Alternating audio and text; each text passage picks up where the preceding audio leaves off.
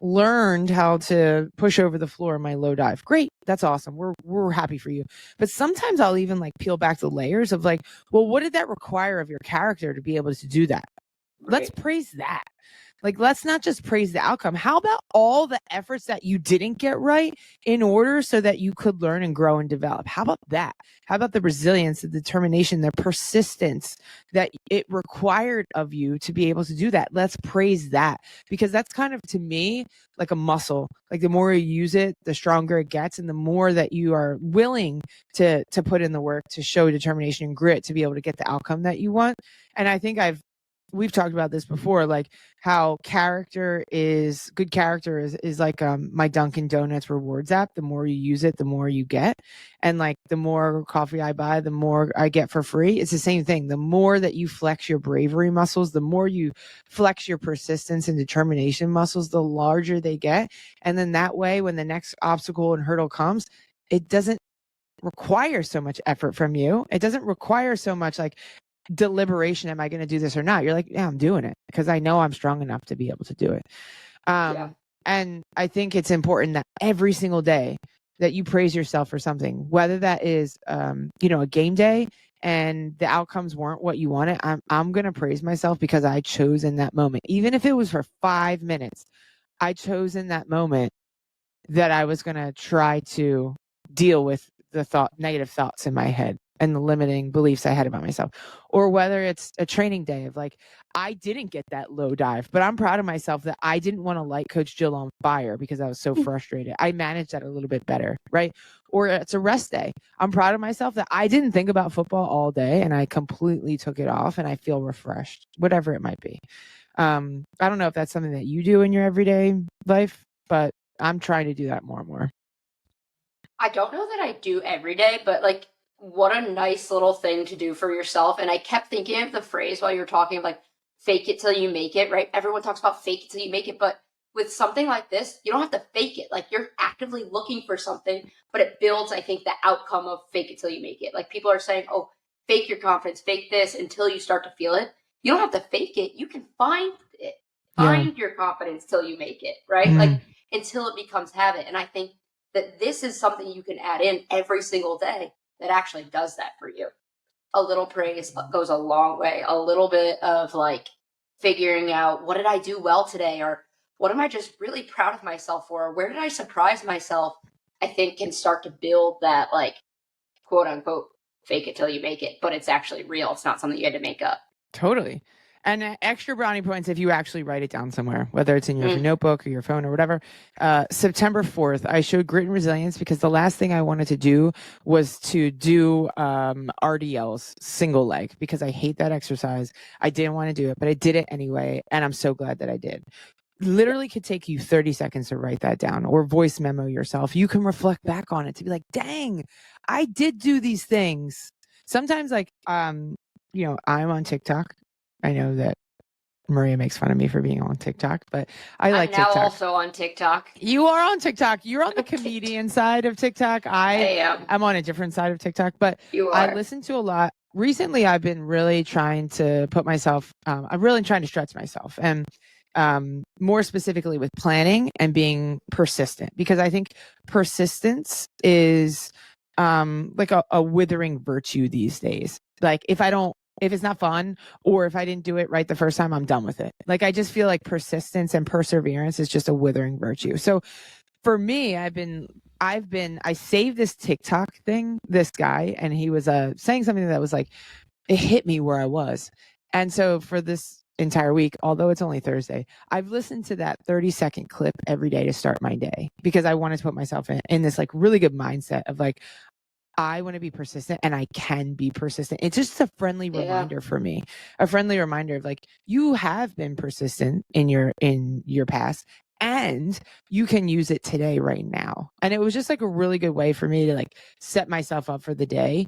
Because that persistence over the course of like, I don't know, 6 months to a year, that feels overwhelming to me. And sometimes when I feel overwhelmed, I'll stop doing something because I'm like, it's too big.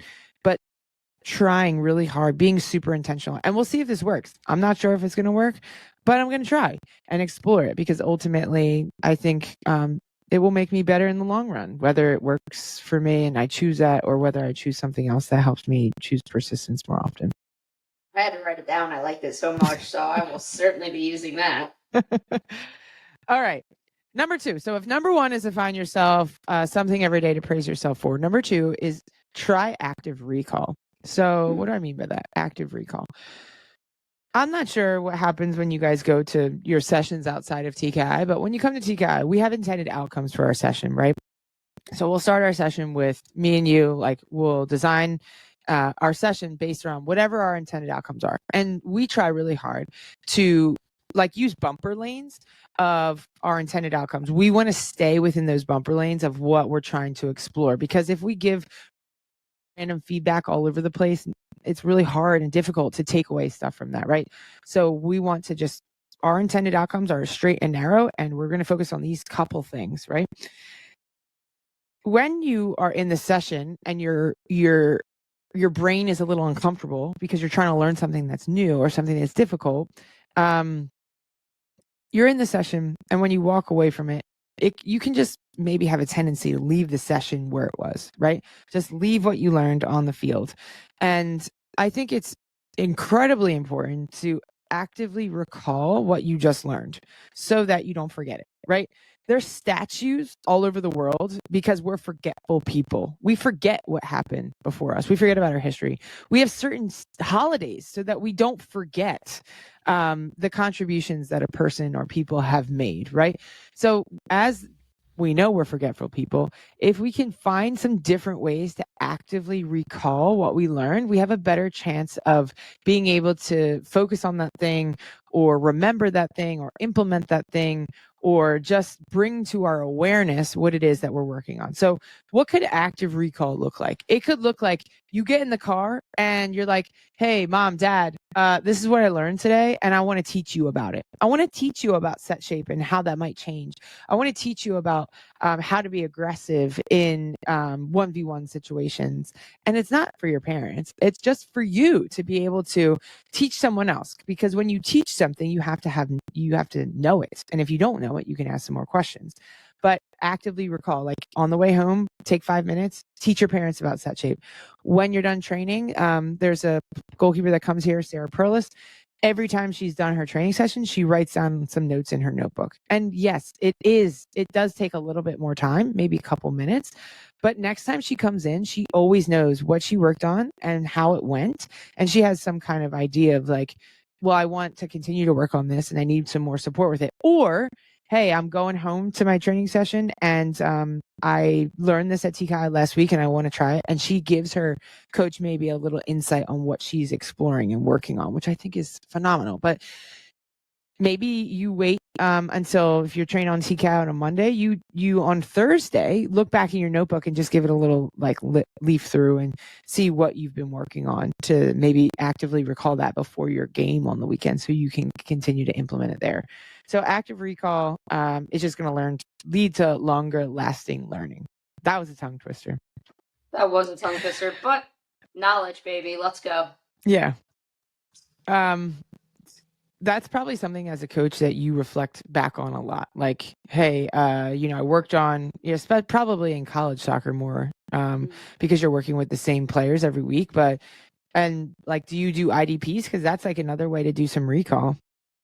Yeah, so we do IDPs, and field players will get it like every 2 weeks. They'll have new like little tidbits of feedback in their IDP, like maybe a sentence or two. Goalkeepers I work so closely with that they're getting like pretty personalized feedback every single day. So I reserve our IDP time for like different moments throughout the season: preseason, pregame, conference, and but I do film with them. And every time we do film, my ending question is, what did you hear me say as the takeaways from this? And then that way I can write down what they said. And then if I need to clarify, I can clarify. Like maybe they really took a lot of feedback off what I said about protecting the area, but I also wanted them to hear the praise I gave them on in possession and how they were breaking lines. So it just gives me another opportunity to make sure, one, we're on the same page, but two, what are the things that are sticking out for them and how can I use that in my session planning moving forward? Yeah, that's really good. And then for those of you who don't know what IDP is, it's just individual development plan. And that leads me to my third point is ask more questions. It's not like, hey, Tori, how can I improve? It's not that. Yeah. That's not really going to help you, like the random feedback here and there. Hey, Tori, I had a game this weekend and I was under pressure and I kicked the ball out of bounds. Can we talk through this? Can we work through this? Right?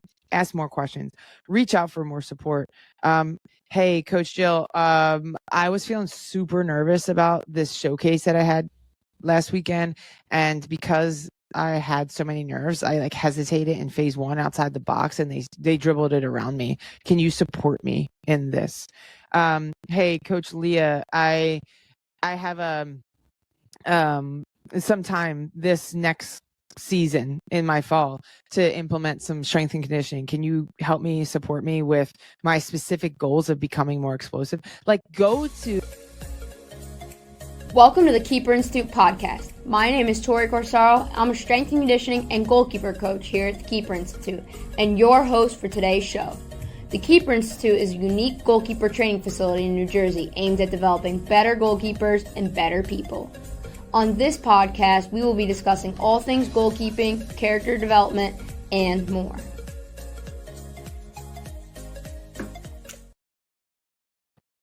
Welcome back to another episode of the Keeper Institute podcast.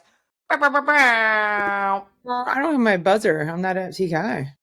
I know, but you know what? Everyone should admire the backdrop you do have because it's beautiful. You're very kind. Thank you. A lot of hard work went into that. So if you guys feel like you're watching this, not just listening, throw that lady a compliment because it looks good. You're kind. All right, let's get right into today's topic. It's a good one. I think it could be useful. All goalkeepers, all levels, but coaches, if you're listening to this, this could be helpful for you instead of just blind advice.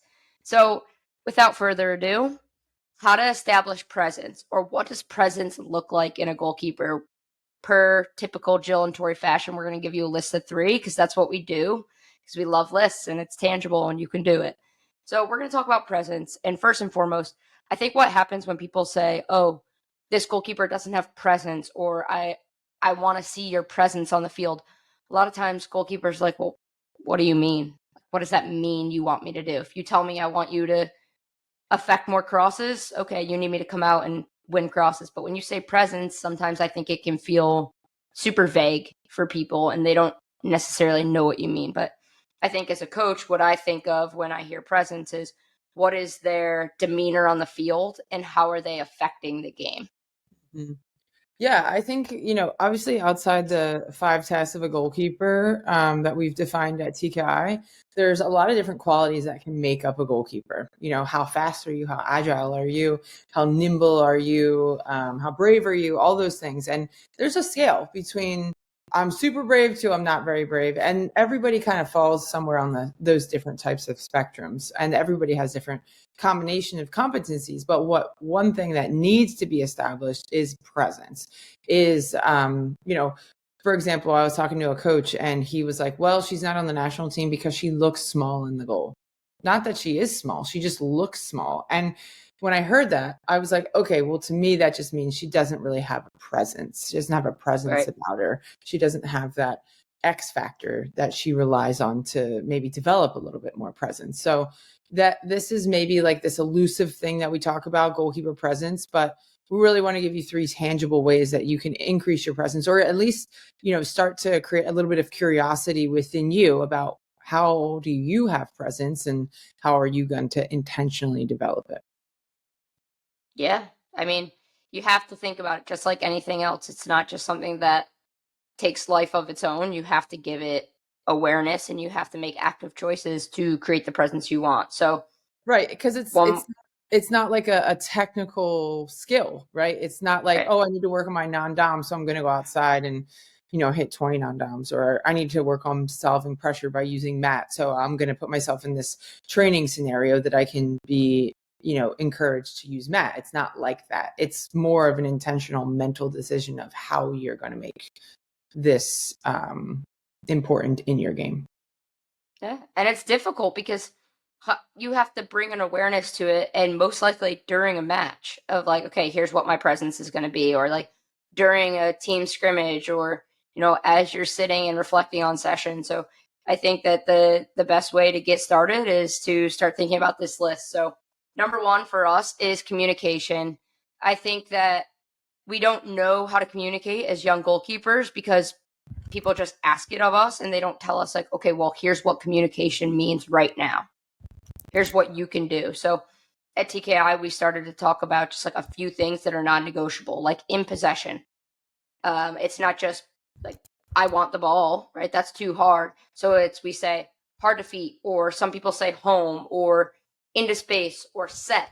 And these different things have different meanings for how I want the ball, but it's an easy, non-negotiable way to start working on communication, thus building your presence as well. So obviously it goes well beyond how you ask for the ball. It's about shifting and controlling your back line. It's about conveying a message with a certain sense of urgency based on the situation. But communication can really pay off dividends in a goalkeeper's presence. Yeah, I mean, everybody knows I watch NWSL, call NWSL, and that's what Jordan Bloomer's X factor is her communication and her presence, her personality. And especially when your team is going through a really hard time or a little bit of a dip in form, the results may be wobble. But for a goalkeeper to be able to be strong back there, it instills trust. It instills a belief that you can't quantify on stats. You can't quantify presence. That's, I think, the bit of the problem with it is save percentage, passing percentage. You have all those different types of stats. You don't have any way to necessarily quantify objectively presence, but subjectively you can look at the confidence of the back line. You can look at the confidence of the midfield of, okay, we can take more risks because we know we have our goalkeeper back there who's strong, and we have faith in that goalkeeper, and we have a trust in that if the ball gets past us, it's going to be even more difficult for them to score because we have a fantastic goalkeeper.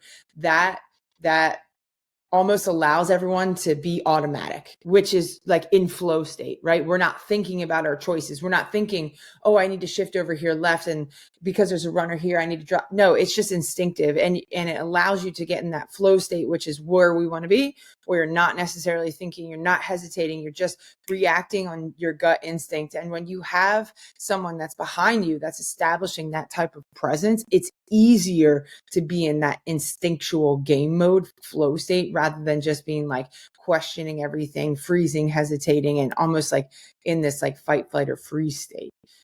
So not only are you with your communication impacting the opponent and limiting their chances, but you're also hyping up your back line. You're also instilling that confidence, that belief in them for that you guys are in a good place, and that no matter what the opponent does, you're going to be in the best position to stop what they're trying to do.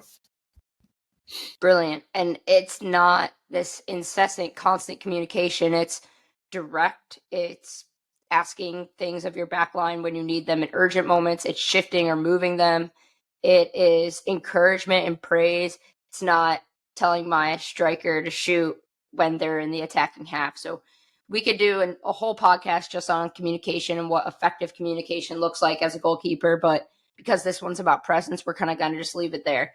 Being able to communicate, knowing that you're communicating certain moments and allowing to take that pressure off your back line and like create that flow state like Jill discussed is super important for developing what is your presence in the net. Hit us with number two, be decisive. So I think one thing that I think a lot about when I say this, it's a funny analogy, but like you and I, we like to ride our bikes. So we cycle and you're clipped in and you're on the road, and you're sometimes on roads that cars can go 50. And one of the things that they tell you when you're learning how to bike like that, not just bike at a park, is be predictable for drivers. You want to be predictable for drivers because it's safer for you, right? If I'm on the shoulder, I'm on the shoulder. If I'm taking a turn, I'm signaling that with my hand. I'm not doing sharp, crazy turns. I'm not swerving. I want to make it predictable for them, just like I need them to make it predictable for me, because it keeps us safe. And I think about that as a goalkeeper. Like, can I be predictable for my teammates. Like there's a ball over the back line and I'm not making a rash decision to come out. I'm coming out because I think I can impact it. And that's something that they kind of know for me. It's not my teammates making the decision, oh, Tori's going to come and yell for me to come. It's they kind of know that there's an awareness or a connection between us based on past experience that helps them when I'm decisive. And I think that is huge at all levels, but especially as you get older and as you start to play with teammates more consistently. Like when you're young, you don't play with the same teammates all the time or play against the same teams. But as you get older, that starts to happen. And I think being decisive in your actions can go a really long way with what your presence is, because it allows you to do what you're good at. And it also allows your teammates to play off you. Okay, she's coming out. I'm going to go in behind to protect the goal line. Or she's calling keeper for this cross. I'm going to protect her at all costs and keep her safe and make sure that I'm there for any rebounds. Yeah. And I think just being super decisive, like we were talking about this yesterday in our coaching college meeting with Faith, is there was a ball over the back line and the defender's running and they're looking at the goalkeeper and the goalkeeper's looking at the ball. And so both players are coming forward at each other. And the attacker reads this and nips in and gets the ball and goes around both of them and scores a goal. And we were talking about how many different ways that could have been solved. And the goalkeeper could have come outside the box and cleaned it up. The goalkeeper could have called keeper and asked for the defender to shield and create a little pocket away from the attacker so the goalkeeper can clear the ball or pick the ball up inside the box. The defender could have headed it back to the goalkeeper, at which point the goalkeeper would have needed to be high, right? Or the defender could have settled the ball and passed it back to the goalkeeper, in which the goalkeeper would have been low in their position. And so there was at least 4 different things that could have happened. And what ended up happening was the attacker got the ball because no one was decisive and no one communicated what they needed. And so we need to think of ourselves more as, I am the conductor on this train. I am not a passenger in the seat going wherever the train's going. I'm actually steering the train and I'm driving the train, and everything that everybody does is dictated upon what I want and what I do. So if I drop all the way back, I need to communicate to my defender, hey, you're passing this ball back to me, or you're passing it out of bounds.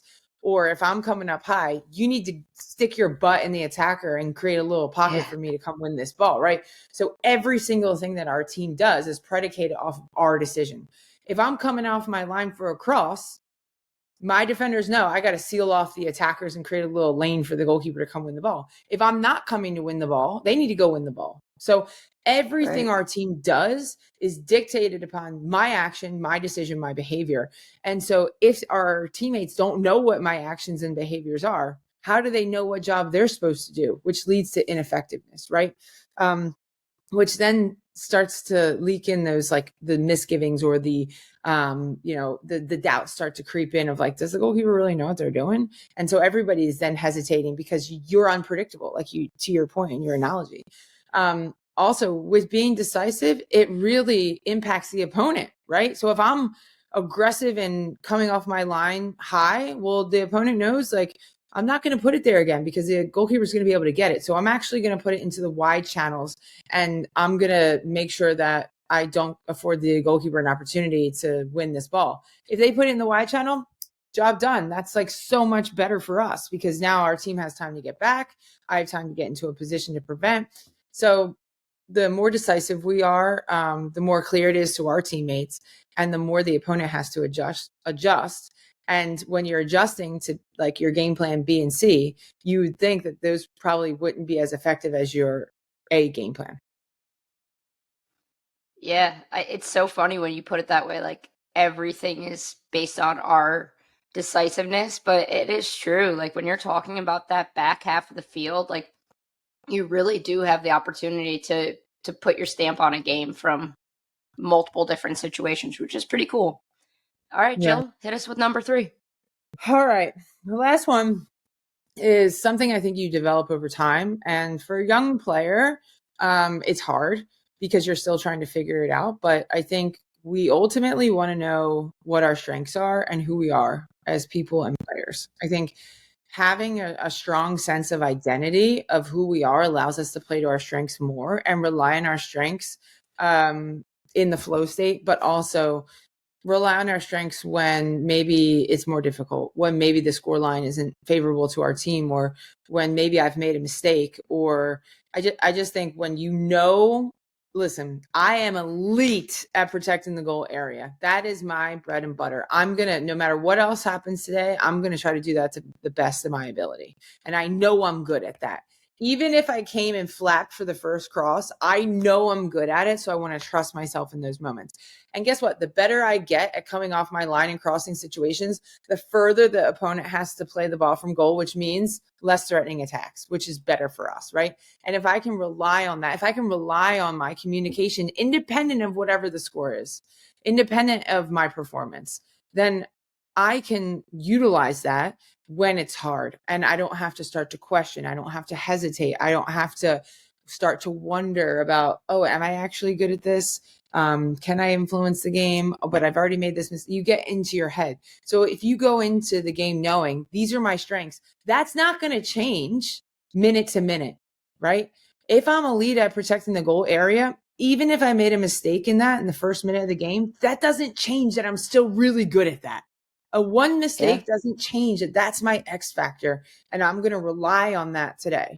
Or it doesn't change like your objectives. So sometimes people have performance goals, they have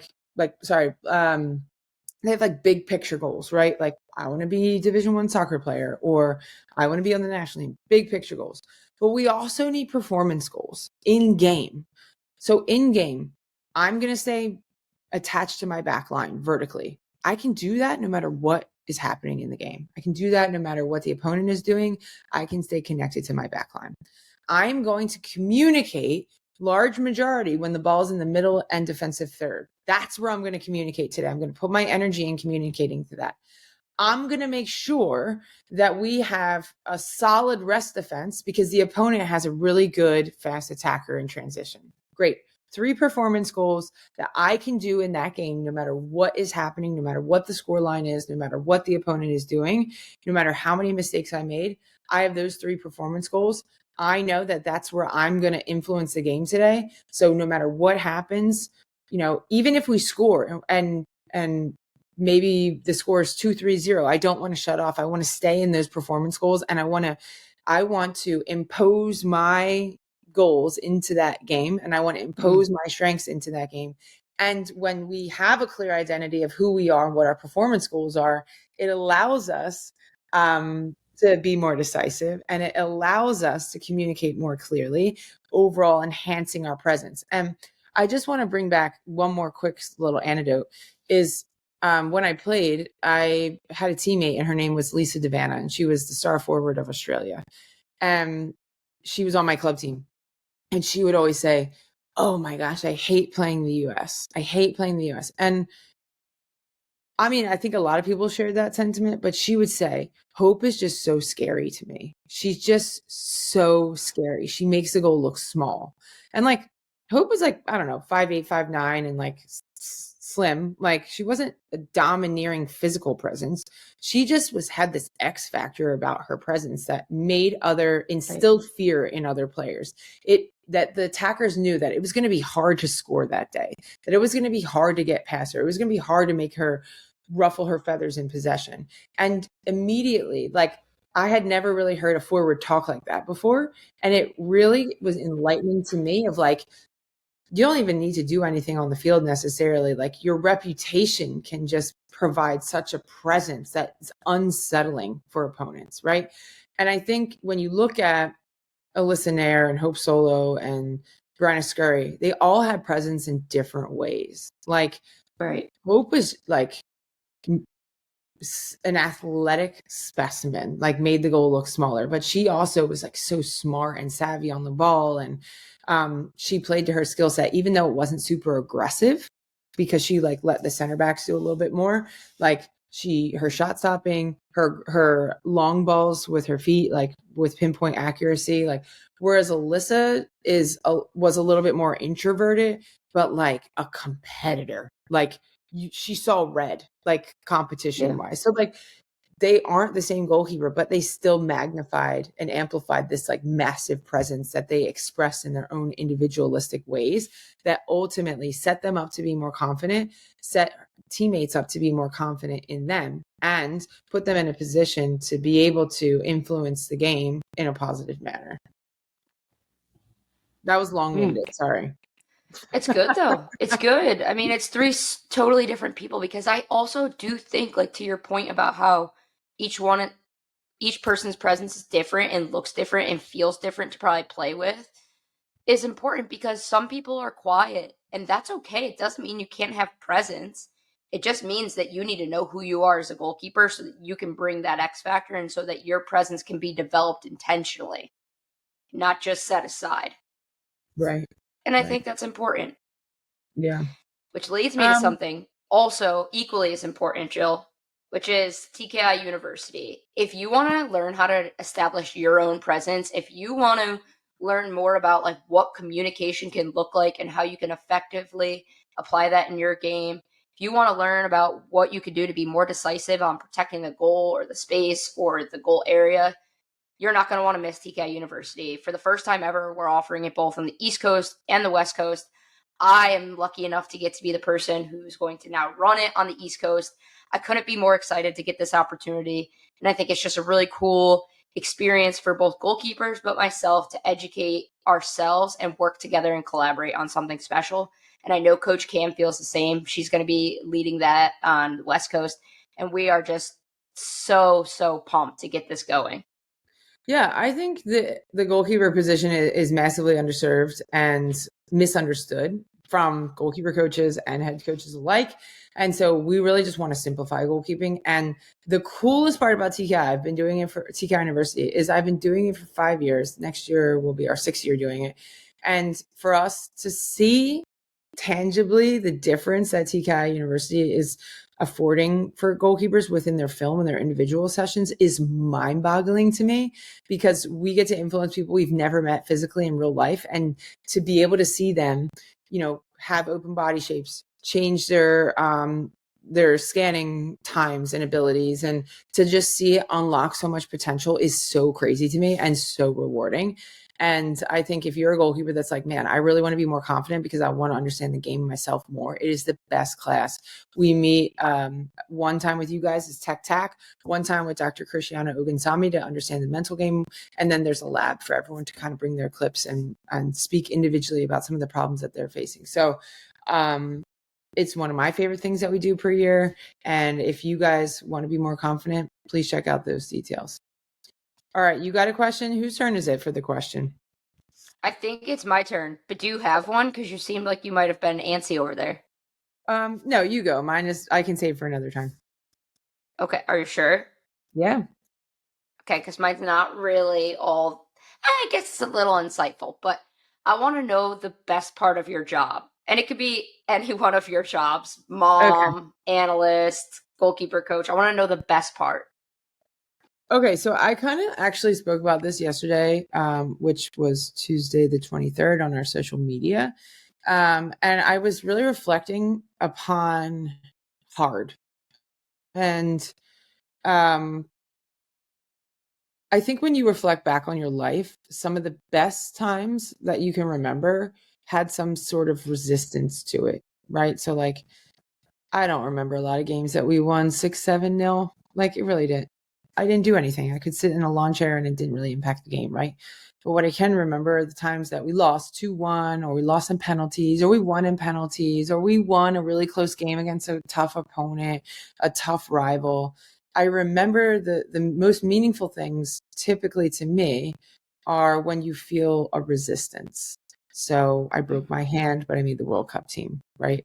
I lost my sister, but I made the Olympic roster. Like, it's about that resistance, like that affords you an opportunity to let your best self come out. So like to develop resilience and to be resilient and to make a decision and a commitment to yourself, to follow through with that commitment, whether it's, you know, a physical thing where you're like, I'm committing to trying to make this team. So I'm going to, get after it in the gym, or like a personal character commitment of like, when I don't get named as the starting goalkeeper, I still show up for my teammates. Like, those are the things that I reflect back on in terms of like, I'm really proud of myself for that. And I feel a lot of fulfillment from that, independent of whatever the outcome is. I feel really fulfilled.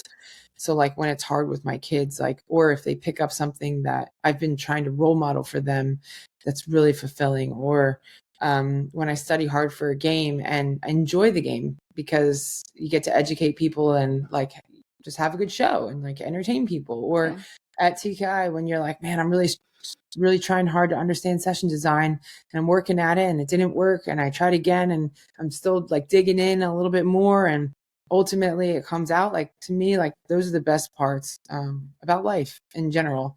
And instead of trying to avoid resistance, trying to approach it a little bit more and figure out like, okay, what do I need right now? What do I need to tap into right now to be able to overcome this? Because no matter if you play goalkeeper for the rest of your life or 5 more minutes, if you just breathe, you're always going to have hard, right? And you're always going to have resistance. And I think being able to handle that resistance better is what ultimately is fulfilling. That's good. Another long-winded answer. That's fine. We love long-winded around here. This is a long-winded friendship, Jillian. You know that. Come on. All right, you go. We don't have the time to be long-winded, you and I. I know. Mine's pretty simple. Joy. Like, seeing the joy on my players' faces when things are good, or when something little happens, or when I'm at TKI and you have a parent say to you like, gosh, they were talking about quitting and they're not anymore. Or like, they do something for the first time, like they spread in a live setting and their just face lights up. Like, they're usually pretty stoic and like they smile, or they make a great save and they smile, or they leave a group session, joking around with one another. I think the joy of them experiencing that emotion brings me so much fulfillment and so much pride in what I do, and so much pride in like how we show up for people. And I think that is my absolute favorite part of my job. And when things are hard or when I'm busy, that's what I try to circle back to and be like, that's why you do what you do, is for the moments like that. It's so funny because my question to you, and we can save this to next time, was going to be, what's your why? Because I think understanding that, for life is really important, but we'll circle back to that next time. Let's circle back. I love that. And I love when you say circle back. It's like we're in corporate America. We'll revisit that at another time. Later date. Yeah. Which we're probably going to have some more podcasts to do that on. But you guys, we want to support you no matter where you live, no matter how you goalkeeper, whether it's 9 years old and it's your second day ever, or whether you're a pro, we want to support you. We love the position. We're so passionate about helping people achieve their goals greater than things than we've ever done. So if that's you, please reach out to us, drop us a DM, send us an email, a pigeon carrier, whatever it's going to take to get you guys to get what you need, because we want to support you. Please let us know. And until then, we have some fall clinics coming up. We have a camp with Kaylin Sheridan and potentially working on some West Coast things. So we want to work with you. We want to see you. We want to enjoy being with you, as Tori wants to do.